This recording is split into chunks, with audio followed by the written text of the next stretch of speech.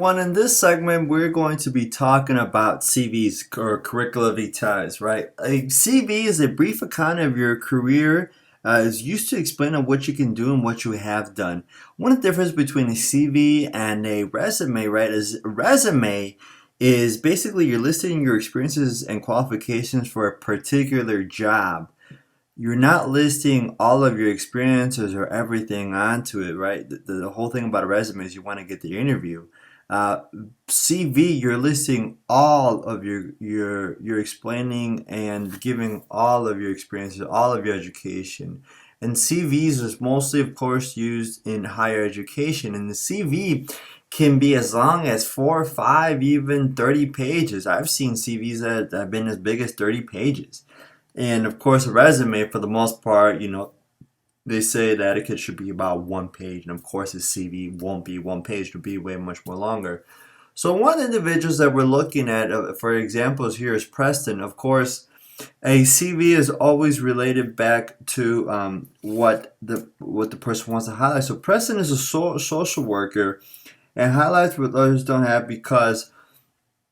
And one of the things we want to look into Preston is that Preston may highlight some of the things that others probably won't highlight because it doesn't relate to what they do. And of course, Preston, being a social worker, wants to, of course, emphasize the community service and of course, the license and certifications, right, as a social worker. Now, of course, let's say, for example, you are a political science major. You probably are not going to highlight anything about license and certificates because you more than likely won't need a license to for in your field. And of course, if you get into different type of fields, such as you become an attorney or what else, but that's something different. But we're looking at a CV, so of course you want to look at the different sections that you see here. That of course almost every CV will have. You see at the top the name, the address, email. Phone number, of course, you always want to put a professional email, the EDU email, and of course, your full name at the top so everyone can read it, and a functioning working number. You don't want to list a phone number that's not working. Of course, you want to list your education with the most recent at the top. Of course, the university, the degree, and which you've obtained in the year of graduation.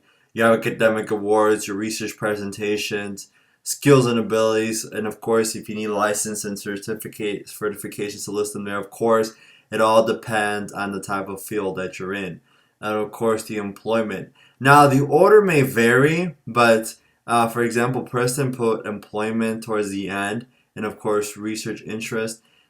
Some individuals may want to put employment right after education, but of course, that is up to you or how others have done it in your field. And of course, you also may want to list some of the coursework that you have taken.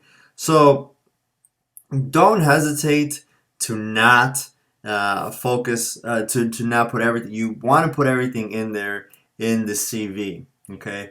Another example I want to show you is Lauren. Okay. So we're looking at Lauren right here. And it's a little shorter, but of course also highlights professional experience or work experience, and of course publications or selected presentations and honors awards. Of course, you always want to list any presentations that you have done. Of course, the ones you've done in Texas, the McNair conference, and of course any publications that you have done or you have worked with professors in doing, and your professional experience. So of course any teaching and research interests. So there are different categories that you want to list. And of course, when you start out in graduate school, your categories aren't going to be as big. But once you're done with graduate school, they may expand. And of course, as get later on in your career, you're just going to keep adding and adding and adding. And a few years after you've graduated from your graduate degree, who knows, it may be 5 pages, even longer. So let's look at another example at Antonio, right? And we're looking at the example right here of Antonio.